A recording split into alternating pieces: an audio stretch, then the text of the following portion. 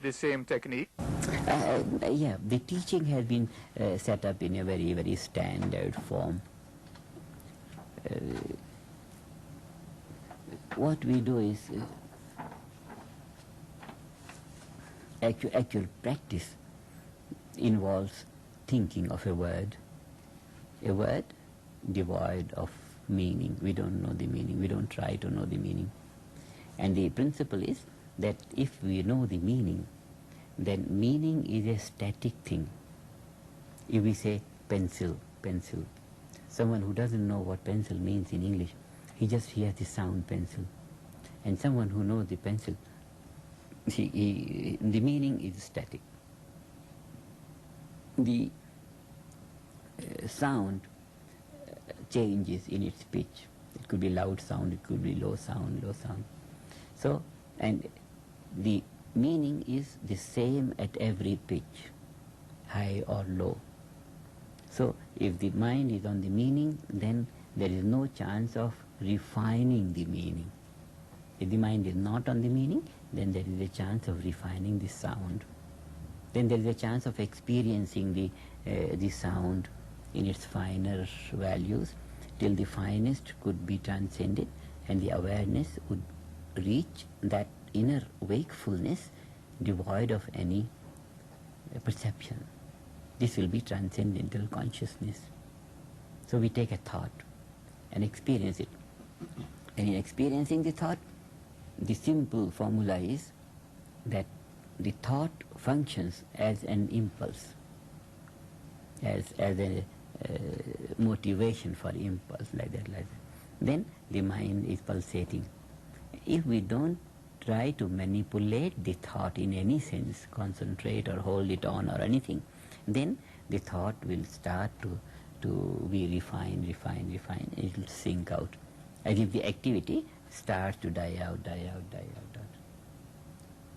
Just so this is what we say, naturally greater activity of the mind reaches its least value in a very, very natural way. Any activity has a tendency to settle down and be quiet. So this natural tendency of the mind to be quiet is all that we use in meditation and nothing else. So in a very innocent manner we think of the thought, and every time we think it becomes finer and finer and finer. We experience its finer states and then it dies out. The mind is left wide awake by itself without any sound to experience. That inner wakefulness is that unbounded awareness, no boundaries. It's like the wave settling down, and it settles down, and it's flat surface of the water throughout the whole range of the lake. This unbounded awareness, where the perception is no longer within boundaries, it is unbounded.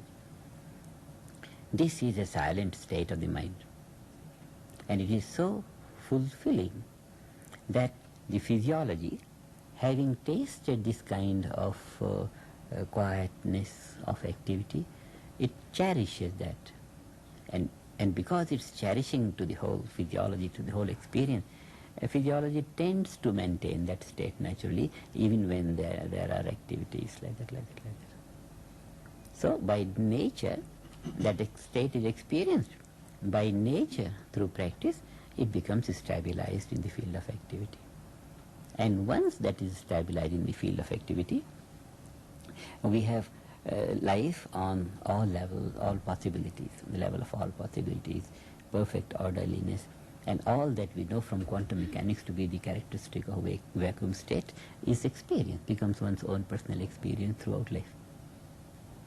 That kind of life we want to generate. But one has to have a teacher. One cannot just by reading. No, by reading it's very difficult. Because to have that effortless thinking, one needs a little verification from the teacher a few times, 2, 3, 4 times, and then one knows what it means to have a thought without effort. Just that experience. And then in the process of teaching, in the procedure of teaching, we have laid out 3 days of checking that one experiences, and then the next day the teacher tells him certain things which by experience of years of teaching we have established that these are the points which the beginner must know the first day. Now the second day experience is, these are the points which the beginner must know as an explanation of his 2 days experience. Experiences are very subtle. In this case, the experiences are fading of the experiences. There's something we experience, we think, the thought, it's a direct experience of a thought, and then it begins to fade and fade and fade and fade and fade. So the disappearing of the experiences, first day, second day, third day, every day it becomes a little clearer what this means, a little bit clearer. In 3 days, the experiences become fairly clear to be able to understand the entire process, and on that basis, all the future possibilities. So 3 days of checking is a vital aspect of the beginning of the process. The whole thing is very simple. There's nothing of any complication or anything. Absolute natural process. That is the reason why everyone succeeds in it. Only those 3 days checking, one has understood those points. No problem. One more last question. Yeah. But there's no relationship between the taught and teacher. In other words, there's no relationship of a type of a guru and chela relationship. It's just like the history professor. he counts the sequences of the years, this happened that year, this happened. It's like a teacher, purely on an instructional basis. Otherwise, the whole complication is not very scientific.